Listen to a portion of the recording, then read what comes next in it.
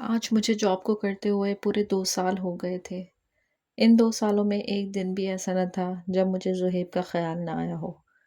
وہ میرے ساتھ یونیورسٹی سے لے کر جاب کرنے تک ساتھ ساتھ تھا، اور میں جو اس کے ساتھ اپنے آنے والی زندگی کے خواب دیکھ رہی تھی، وہ اس دن چکنا چور ہو گئے جب اس نے مجھے بتایا کہ میری فیملی اسلام آباد شفٹ ہو رہی ہے اور اب میں بھی وہیں جاب ڈھونڈوں گا۔ میں جو کہ بہت کچھ اس سے کہنا چاہتی تھی، اس سے بتانا چاہتی تھی، بس دل سے دعائیں دیتے ہوئے اسے الوداع کر دیا اور خود تنہا رہ گئی۔ آج زہیب کو گئے ہوئے پورے 2 سال ہو گئے، نہ کوئی رابطہ، نہ کوئی خط اور نہ ہی کوئی یادیں۔ بوجھل دل کے ساتھ جب گھر پہنچی تو امی نے ایک نئی مصیبت کا اعلان کر دیا۔ مجھے شام میں ایک رشتے والے دیکھنے آ رہے تھے۔ میں سیدھی اپنے کمرے میں جا کر اداس دل کے ساتھ بیڈ پر بیٹھ گئی اور اپنے آپ کو حالات کے حوالے کر دیا۔ شام میں جب فیملی مجھے دیکھنے آئی تو بہت خوش واپس گئی اور مجھے آنن فانن پسند کر لیا گیا، اور دیکھتے دیکھتے شادی کا وقت آ گیا اور میں اسفن کی زندگی میں داخل ہونے کے لیے تیار ہو گئی۔ شادی کا دن آ گیا اور میں عروسی لباس میں بیٹھی اپنی بارات کا انتظار کر رہی تھی، پر یہ کیا، میری امی میرے سامنے پریشانی کی حالت میں روم میں داخل ہوئی۔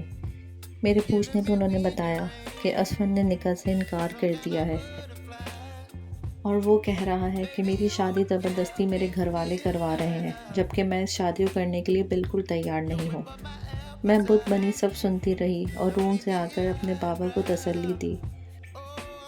بابا اور میں ایک دوسرے کو دلاسا دے رہے تھے کہ پیچھے سے کسی نے آ کے بابا کے کندھے پہ ہاتھ رکھا، اور جب میں اور بابا پیچھے مڑے تو میں یہ دیکھ کر حیران رہ گئی، یہ تو زہیب تھا۔ اس نے میرے بابا کا ہاتھ تھام لیا اور مجھ سے شادی کی پیشکش کر دی۔ میں اپنے رب کے اس احسان پہ بہت حیران تھی کہ جس کو میں چاہتی تھی وہ اس طرح مجھے مل گیا۔ اللہ نے اسی کو میرا نصیب چنا جسے میں چاہتی تھی، اور اسی خوبصورت شام میں میرا اور زہیب کا نکاح ہو گیا۔ مجھے ابھی تک یقین نہیں آ رہا تھا کہ آج میں جس کو چاہتی ہوں وہ میرے سامنے موجود ہے۔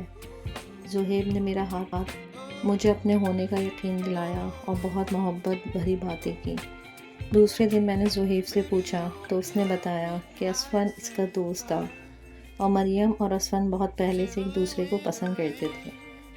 تم سے شادی اسفن کی فیملی زبردستی کر رہی تھی۔ میں زہیب کی بات سن کر اللہ کا شکر ادا کیا اور 2 رکعت نفل ادا کیے کہ اس نے اتنے خوبصورت جیون ساتھی کو میری زندگی میں لکھا۔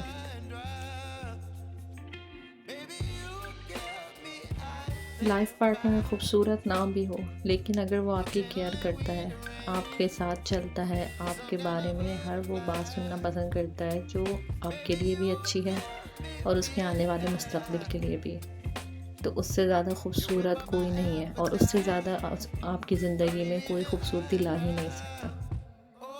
تو اللہ سے اپنی نعمتوں کا شکر ادا کریں اور اپنے لائف پارٹنر کا خیال رکھیں۔ انہی باتوں کے ساتھ ساتھ زرناب اور لارب کو بہت ساری دعائیں، اس نیولی میرڈ کپل کو بہت زیادہ خوشیاں ملیں، آمین۔